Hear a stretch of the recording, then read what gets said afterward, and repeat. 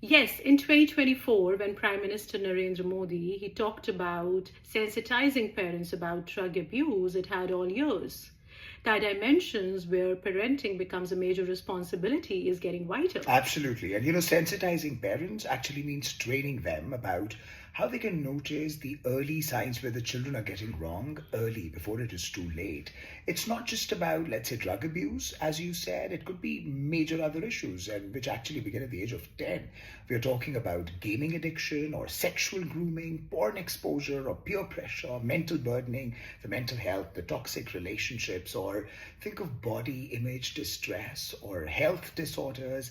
The threats are everywhere, even as simple as disordered eating. The threats, one or every of such threat, the parent out there, every parent or most of the parents, I'm sure, is grappling with one or the other.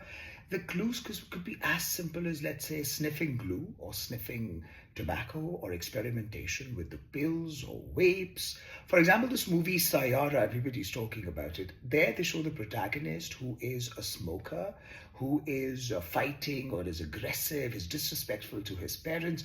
When children watch that, they begin idolizing such characters. And of course, they want to experiment all of that. And by the time they are aged 16 or above, all of that escalates to become, let's say, stronger experimenters with stronger drugs or the substance dependency. And moreover, there's this academic and emotional pressure these days, which builds on that need to experiment more with these temporary treatments, these drugs more. And the signs where the child is really inclining towards this could be very simple. Let's say mood swings or the physical changes like loss of body weight or binge eating, hoarding food, or too much secrecy with the use of phone, or poor hygiene, or asking money all the time. Or you could see him, let's say, having these obsessive tendencies which reflect his insecure sense of self, his rising anxieties.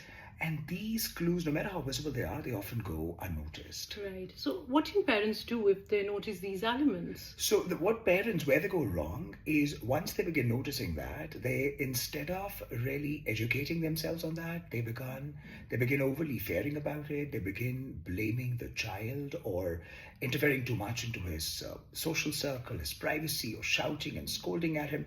So, the primary thing should be about, let's say, meeting the school counselor or the child psychologist, because the overall agenda with whatever the parents resort to is creating this systemic plan of recovery and treatment where they need to redesign the routine of the child, reshape the distorted perspective of the child to kind of build a space of dialogue where parents and children sit together, they talk about their common interests, their goals and aspirations as a family, where family is put as one single collective unit and the child is kind of assured that he's not alone.